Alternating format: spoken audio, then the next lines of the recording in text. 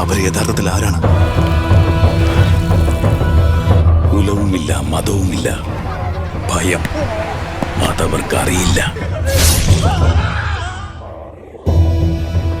ധൈര്യമല്ലാതെ മറ്റൊന്നും അറിയാത്ത കണ്ണുകളിൽ മുൻപൊരിക്കലുമില്ലാത്ത ഭയത്തെ അന്ന് കാണാൻ കഴിഞ്ഞു. ആരേതിനൊക്കെ ഉത്തരവാദി? അതൊരു നീണ്ട കഥയാണ് സർ. രക്തത്തിൽ എഴുതിയ കഥ, ഞങ്ങളുടെ ദേവരയുടെ കഥ. ഈ സ്ഥലം വേറെയാണ്. ലോക്കൽ പോലീസ് പോലും ഇവിടെ ഒന്നും മുട്ടാറില്ല.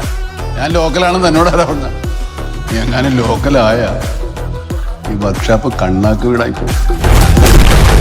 ആളുകളെ എന്റെ അടുത്ത് എങ്ങനെ താളിക്കാൻ വന്ന പ്രാന്തൻ കുരച്ചനാണ് വെട്ടിക്കിരി പട്ടിക്കിട്ട് കൊടുക്കുന്നത്.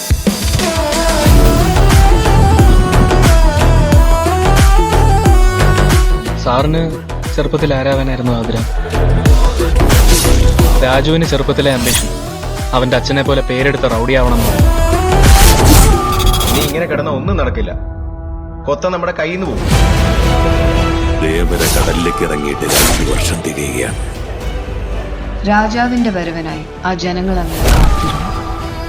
തങ്ങളുടെ മക്കളെ കൊന്നു തിന്നുന്ന ആ ഭൂതത്തിൽ നിന്ന് നാടിനെ രക്ഷിക്കാൻ രാജാവിന് മാത്രമേ കഴിയൂ എന്നവർ വിശ്വസിച്ചു. ഒടുവിൽ ആ ദിവസം വന്നു. രാജാവ് തിരിച്ചു വന്നു.